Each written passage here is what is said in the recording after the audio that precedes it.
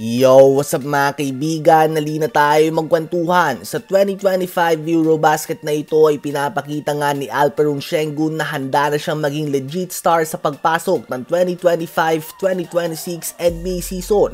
Pinataob na nga sila Nikola Jokic at Giannis Antetokounmpo sa kanilang mga matchup.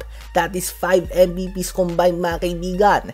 Some can even argue na 7 MVPs dapat. At sila nga sa mata ng mga fans ang top 2 best player in the world today, at least sa mata ng karamihan ng fans. Sa game kahapon ng Turkey at ng Greece ay for the first time ay nagbukang tao nga si Giannis sa tournament na ito.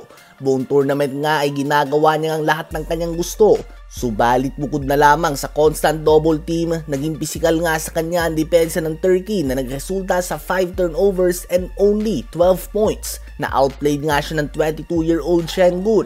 At bukod nga sa na-outplayed siya nito ay may paiwan pa itong trash talk matapos ang game.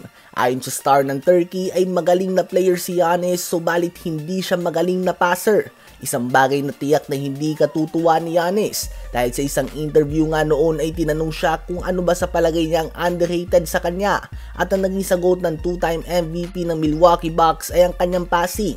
Napapansin nga daw ng mga fans ang kanyang dominance sa pinta, subalit hindi ang kanyang playmaking at passing ability, at bigla nga magsasabi ng ganito si Sengun. Si Giannis ay very consistent sa kanyang performance the last few years at kasama nga dyan ng 6 assists per game the last 7 years. Ano ba ang masasabi nyo tungkol dito?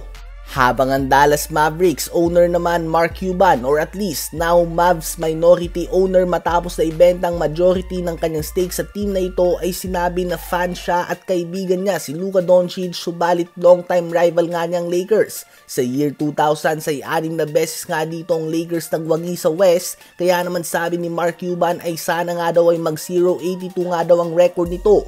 Isang bagay na mukhang imposible naman na mangyari at hindi pa nangyayari sa history ng NBA.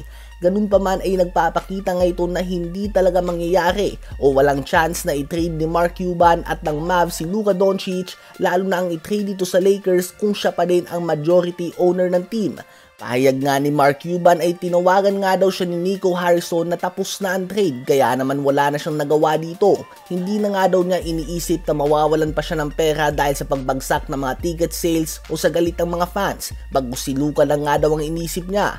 Hindi nga daw siya makapaniwala dito, at mabuti na lang nga daw ay naintindihan ni Luka ang business side nito at hindi naman niya ito pinersonal, at least sa kanya, pahayag ni Mark Cuban.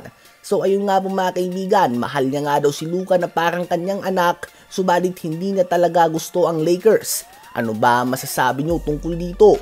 I-comment yan sa baba at aking babasahin yan. Huwag kakalimutan na mag-like, mag-subscribe at hit ang notification bell for more updates at kwentuhan. Maraming salamat po sa inyong lahat.